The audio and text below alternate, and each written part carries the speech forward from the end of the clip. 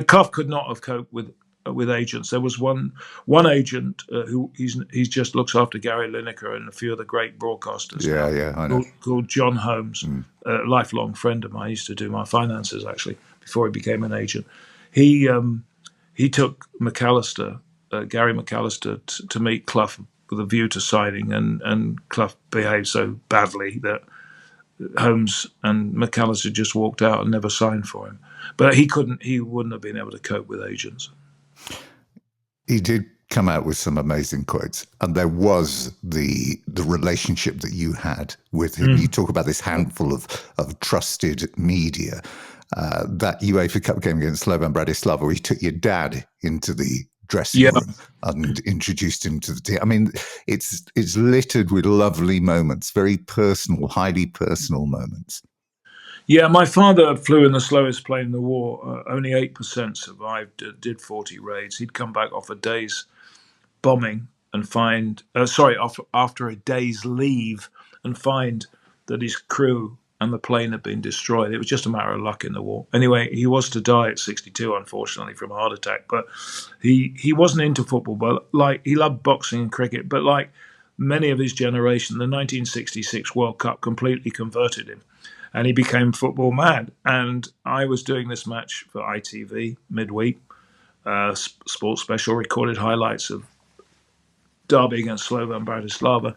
And I said to Dad, do you want to come and sit with me? And he said, oh, I'd love to. So he comes up from Cambridge. We sit there. I introduced him to Clough before the match. And after the match, Clough walks past us and he said, hey, come with me, Newbon, Mr. Newbon, come with me. And I thought he meant me.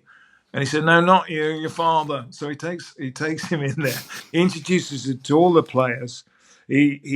My dad saw these signs. What are these about? God didn't invent grass to play football in the air, and the greatest crime in football is to give the ball away, and all these things. And he's asking my dad about the war and his business. And I'm looking at my watch and thinking, I'm on a deadline here. They've got to get this to London. Anyway, he eventually comes out just in time. And he turned around to my dad and said, Mr. Newbon, Jack, if I may call you Jack, it's been an absolute pleasure. Now, if you'll excuse me, I've got to do some work with your son. And he turned around to me in front of my dad, who was only 5'7", and he felt 6 foot, my dad, because he said, by the way, Gary, I much prefer your father to you. Lovely. I was so grateful, honestly. It was wonderful. I mean, my dad died, I suppose, about 5 years later, and I thought, well, Cloughie was terrific. And then when I had a stroke, he wrote me the most beautiful letter, short as it was, just saying, and he never really wrote letters. He just said, Gary, get well soon. We love you, Brian and Barbara Clough. And it was fantastic. And then there were times when we, you have a bit of friction now and again, but because there was a long relationship. But I mean, I remember I lost my voice one day and I was meant to be introducing a highlight show from the ground after the match.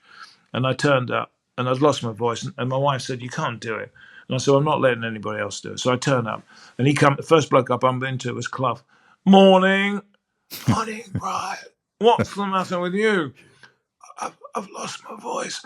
There'll be 2.5 million people in the Midlands absolutely thrilled with that news and pissed off. I mean, that was. He came back with a doctor later on, but that was Cloughie really.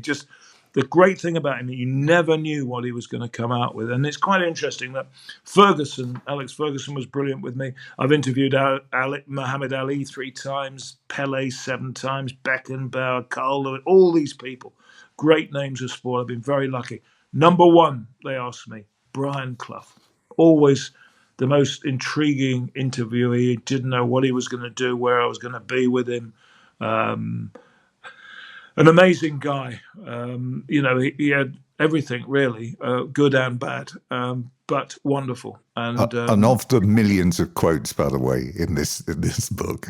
Yeah. I think the one that made you laugh out loud, because I hadn't heard it before, and you've heard many of them, is when Martin O'Neill asked him, why do you keep playing me in the second team? Because I don't have a third team. Yeah. Well, Martin O'Neill is in fact, he's on the back of my book. I've got some great quotes from people, including Martin, and a very clever guy, a law student who gave it up to play football. he was a bit too clever for Clough. He liked Clough and respected him, but I'm not sure Clough particularly liked him. And when I'd be talking to Clough, he'd say, "Well, Archie this, and my son Nigel, and that, and our number 7, by the way, may not be as clever as he thinks he is." Anyway, it was a great story, and he put him in the second team for quite a while, and Martin went in, and that was the answer. But when Martin was manager of Celtic, with John Robertson, who was a fantastic player on the wing for Nottingham Forest, I used to go and cover those matches for ITV when they played in Europe. One of the great atmospheres in Europe was Celtic, actually, and I'd go to the Hilton Hotel in Glasgow because I'd stay there, but because the team and Martin were there, and Martin and John Robertson, the three of us would sit in the lobby while the players were asleep, going over Clough stories, and there were so many, like, Rome wasn't built in a day, but I wasn't on that particular job. I mean, stuff like that, just magic. I wouldn't say I'm the best manager in the world, but I'm number one for sure, and things like that. I mean, he just came out with a massive stuff. Really, it was just very funny.